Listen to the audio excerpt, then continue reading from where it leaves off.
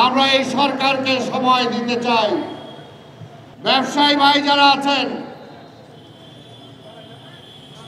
তাদেরকে কোনো রাজনীতি কোনো দলের সদস্য হওয়া উচিত না। আপনার রাষ্ট্রের জন্য মানুষের জন্য কাজ করবেন। আমরা চাই না ব্যবসায়ীদের মধ্যে কোনো সিন্ডিকেট থাকুক, যে আওয়ামী লীগ সিন্ডিকেট করে হাজারো হাজারো ব্যবসায়ীর গলা টিপে হত্যা করেছে। মুসলিমের নাম করে কয়েকজন ব্যবসায়ী সকল মুনাফা নিয়ে গিয়েছে। আমরা সেটা চাই না। এই দেশকে বাঁচাতে হলে সবাইকে বাঁচাতে হবে।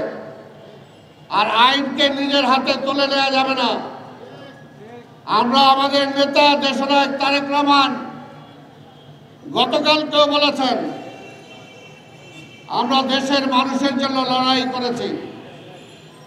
কাজে দেশের মানুষের কোনো ক্ষতি হোক, কোনো ব্যবসা প্রতিষ্ঠান ক্ষতি হোক, কোনো সামাজিক কোনো প্রতিষ্ঠান ক্ষতি হোক, কোনো অর্থনৈতিক প্রতিষ্ঠান ক্ষতি হোক, সেটা কোনোভাবে আমরা চাই না।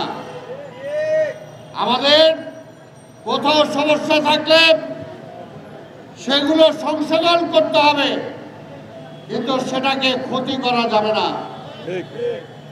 তাই আজকের 1 বছর 1 মাস পূর্তি হয়েছে, এটা খুবই অল্প সময়।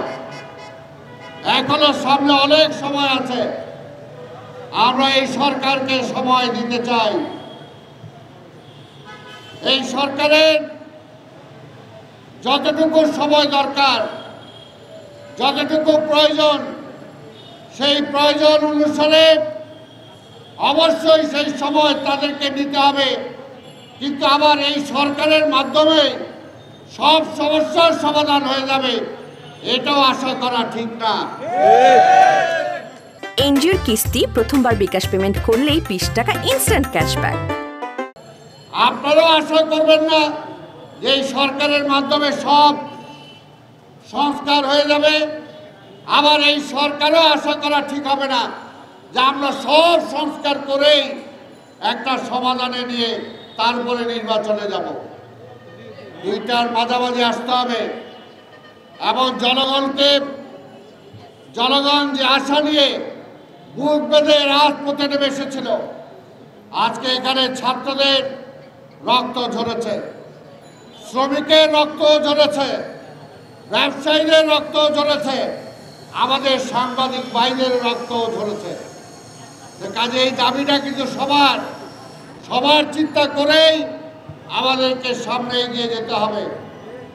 আর এই দেশটা কোনোভাবেই গণতন্ত্র ছাড়া, মানুষের ভোটের অধিকার প্রতিষ্ঠা করা ছাড়া, মানুষের মতামত নেওয়া ছাড়া কোনো কিছুই করা সম্ভব না।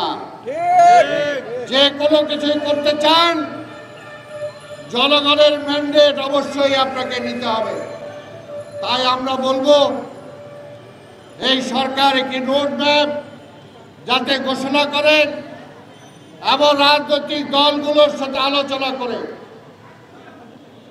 কোন সংস্কারটা আগে হবে, কোন সংস্কারটা পরে হবে, সেই ব্যবস্থাটা আমাদেরকে করতে হবে।